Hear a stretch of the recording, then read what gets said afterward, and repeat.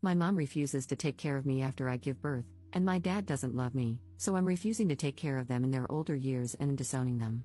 Posted by u/gold_gold217. So, I, 28F, am 30 weeks pregnant with my first child and about to move to another state. My mom has this thing where she takes care of my siblings when they give birth until they recover. She did it for my older sister and my brother's wife, so I thought she would do the same for me.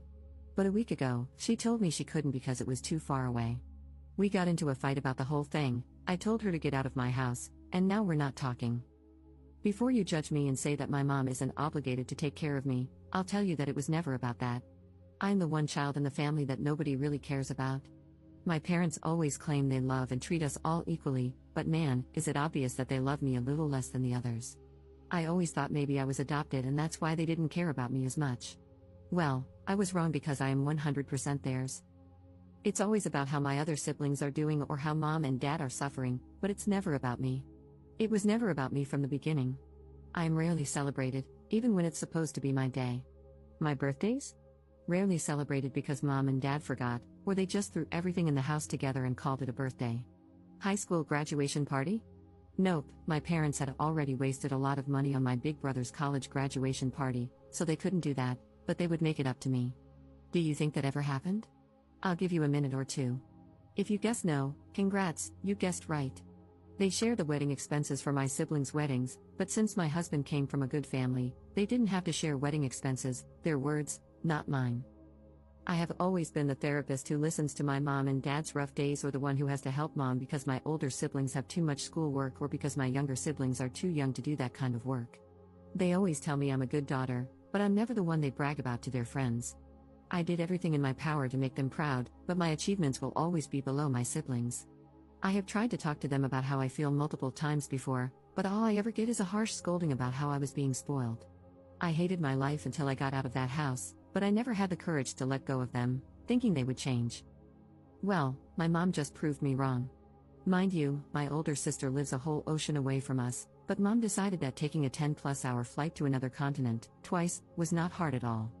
But all of a sudden, taking a 4-hour ride to my home is too much? Especially when I'm in a place where I don't know anyone except my husband? I'm so effing tired of them putting everyone else above me.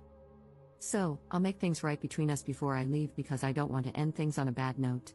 But once I get to my new home, I'll just cut all contact. I don't think I have the energy to deal with this crap anymore. Besides, I have my lovely husband with me, so I'll be alright and build myself a new family where I am truly appreciated and loved for who I am. Note, I'm the third out of 5 children. My younger siblings are twins. Notable comments. Commenter. Not the jerk, I know exactly how you feel about being the invisible kid. According to my parents, I was the only planned child, 2-year older brother, 6-year younger sister. Well, I have always been subjected to middle child syndrome, look it up. I have only ever been good enough when they needed money. I have student debt just to keep food on the table and a roof over our heads. Sadly, I cannot go no contact as I need to live with them, not great when you're 38. I cannot afford to live on my own here. Go no contact, or low at first, with your parents, as they do not care about you. Believe it from someone who has been there for 10 years longer than you.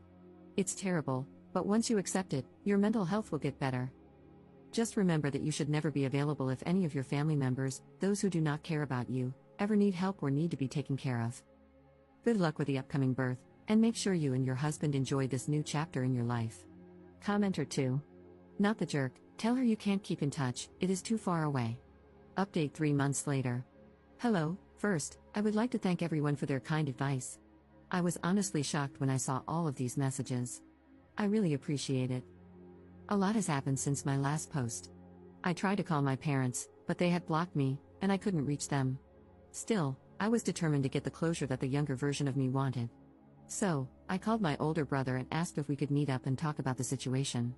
He told me that he wouldn't meet up with me after what I had done to our mother and berated me, saying that I was an ungrateful person and that mom was under a lot of stress and pain because of me. I told him that it wasn't fair for him to just assume I was the villain and that he couldn't even understand my point of view because they didn't treat him the way they treated me my whole life. He knew they treated me like their personal chef, maid, and therapist for years, yet they couldn't even give me the love and attention I wanted just once in my whole damn life.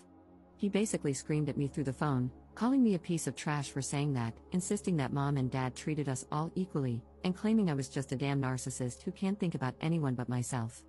I tried to talk, but my emotions got the better of me, and I started breaking down on the phone. He hung up on me. I even started asking myself if I really was the narcissist my family seemed to think I was. But my husband came to the rescue and helped me through all of this, though the doubt that maybe I was in the wrong still lingered in my head. I guess my brother told my parents that I had called him because Dad called about 2 days later and asked me to meet up at their house. I was about to say no, but I couldn't because his voice was filled with remorse. So, I thought that maybe, just maybe, we could get past the whole thing, and I could drop the thought of cutting contact, even if Mom didn't want to help out. After about 3 days of talking to my dad, my husband and I went to their house to talk. I thought it was going to be just me, my husband, and my parents, but they had also invited my brother and his wife. As soon as we sat down, my dad started talking about how disappointed he was in me and how things shouldn't have led to this. I told him he was right, things shouldn't have escalated to this point, but I had assumed that since Mom helped take care of my sister and my brother's wife, she would do the same for me.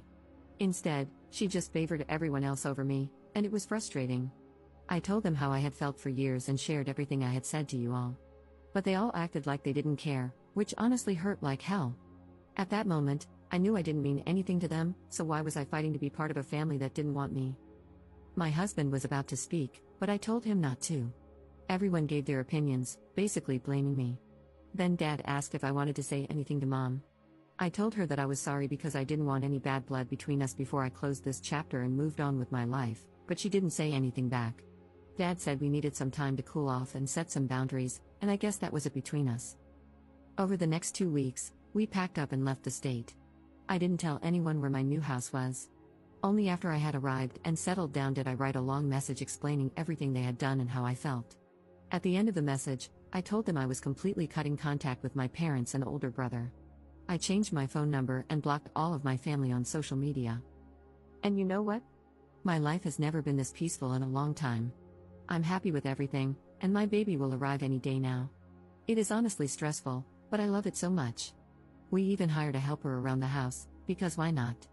Now my days consist of sleeping, taking walks, eating some more, dealing with back and hip pains, and repeating the cycle, which honestly isn't that bad.